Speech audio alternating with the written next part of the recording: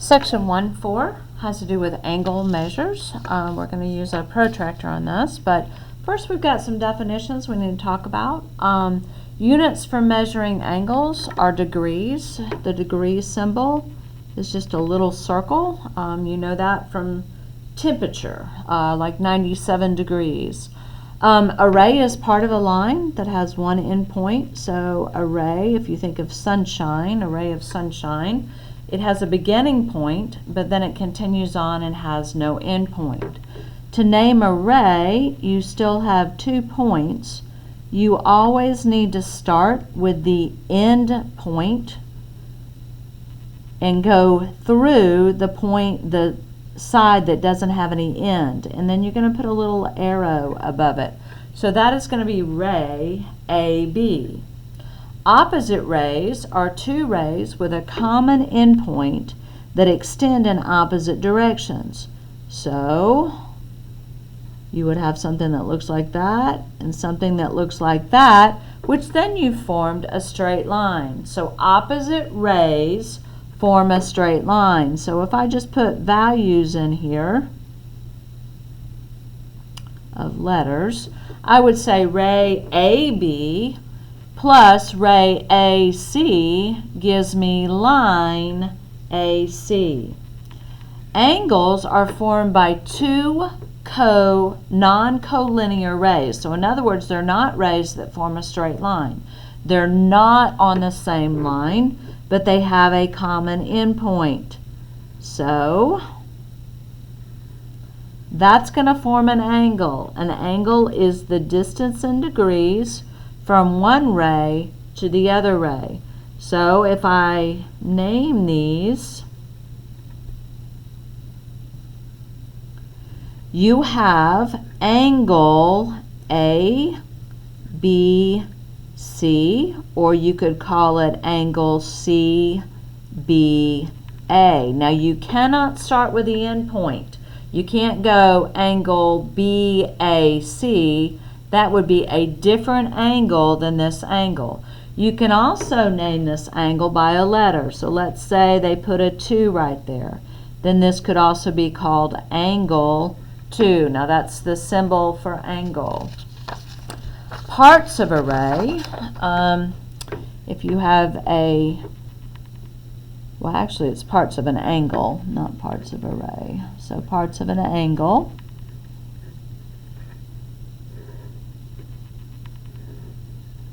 This endpoint right here that they have in common is called a vertex. These are called sides of the angle. For every angle, you have interior of the angle and you have exterior. So if you go up to this particular angle, this area right in here obviously is the interior of this angle. All this space out here would be called the exterior. Like the interior of a house is the inside of a house. The exterior would be anything on the outside of a house. You're going to have to be able to take angles and name certain things from it. So here's a conglomeration of angles. This says name angles that have B as a vertex. Remember, this is the vertex or the end point. So here's B. So angle 5 would have B as a vertex. That's that angle. Angle 6 would have B as a vertex. Angle 7 would have B as a vertex. And then this angle right here that doesn't have a number, so we'll call it angle GBA.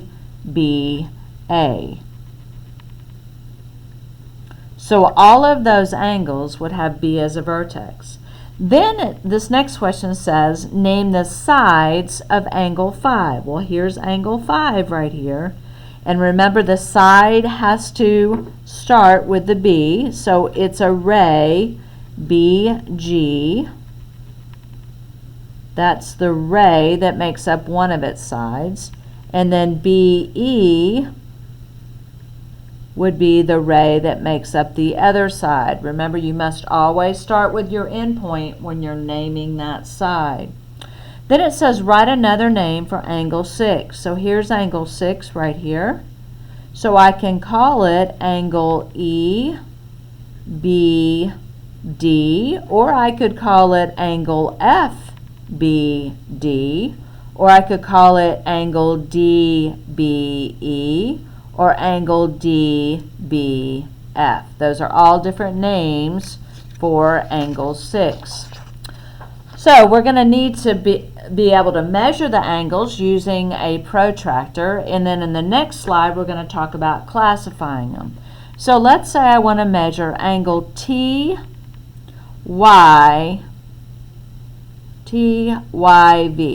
Okay? Now, I can look at this and tell you it's 90 degrees, but what I'm going to do is I take the vertex and I put it right there in the center of my circle on my protractor.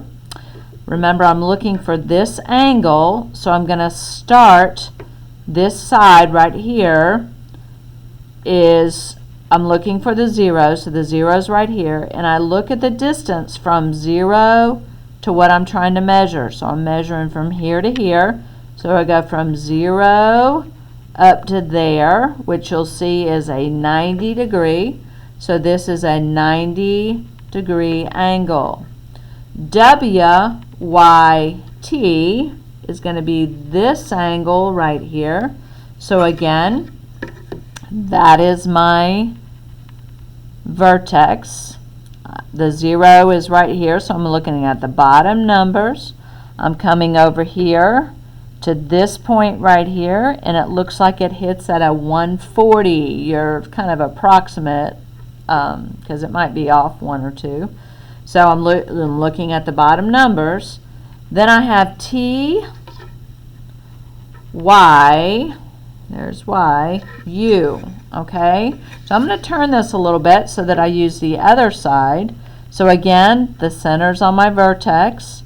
This time my line is going out in this direction, so I look for the 0. The 0 is on the top on this side. So I start at the 0 and I come up to where this line hits. It looks like it hits at about 52 degrees. So those are the measurements of those angles. If I come over here, I want to talk about types of angles.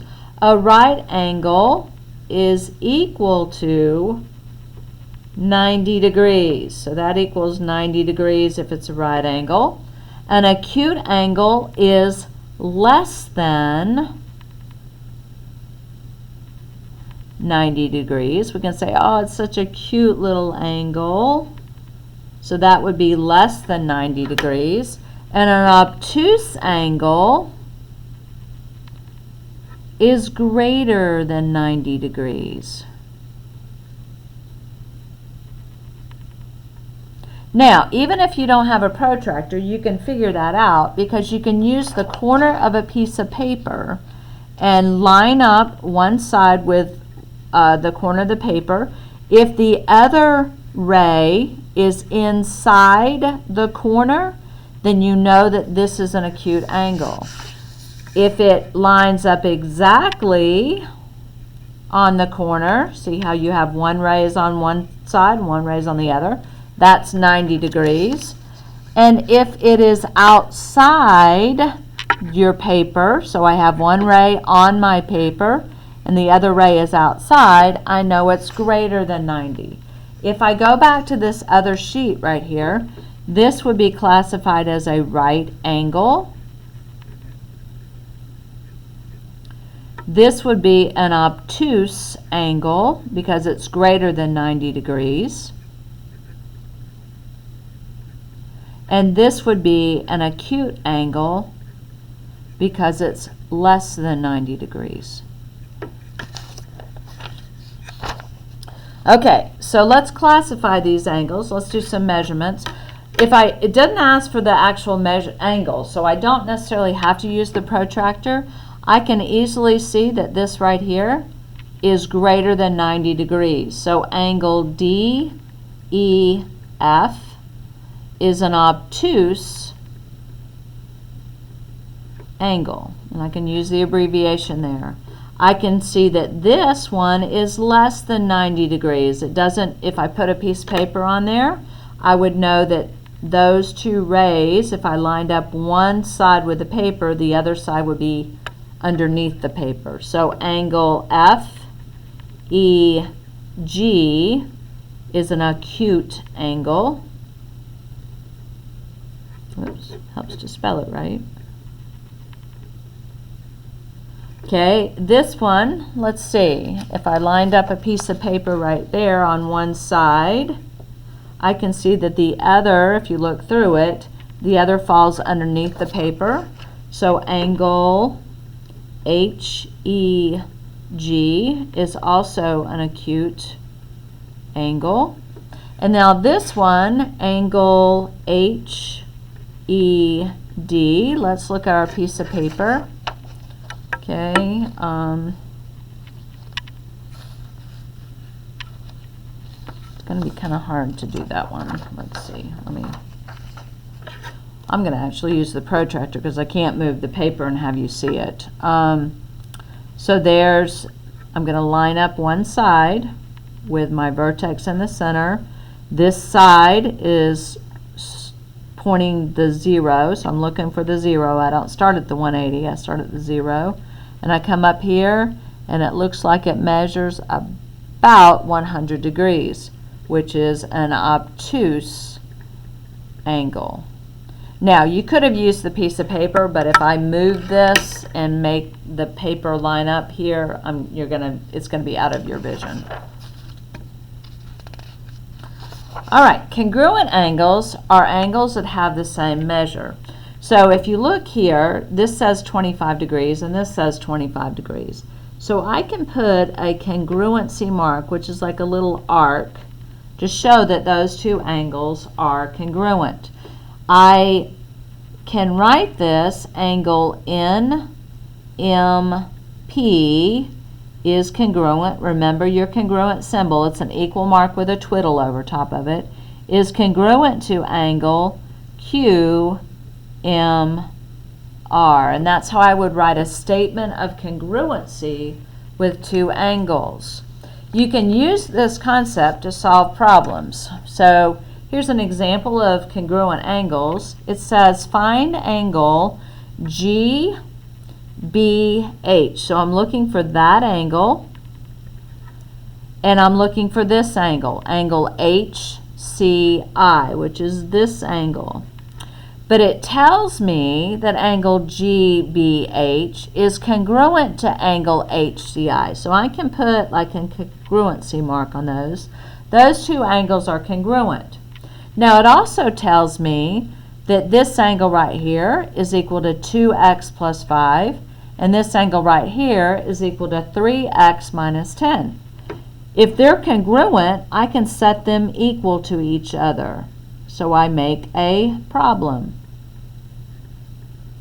I'm going to solve the problem using algebra. So I have a negative x. I'm going to subtract the 5 is equal to negative 15. So x is equal to 15. Now, what it's trying to find is the measurement of those two. So I would need to substitute that back into the equation. So I have 2 times 15 plus 5, so I'm going to have a 35 right here. And then 3 times 15 minus 10, that's going to give me 45 minus 10, which is also 35. So the measure of both of those angles is 35 degrees. An angle bisector is a ray that divides an angle exactly into two congruent angles. So I'm going to estimate there. Let's call that BV. The ray BV divides this big angle into two congruent angles. So angle ABV is congruent to angle CBV because this is called an angle bisector. All right, your homework on this is page 34, 12 through 38 even.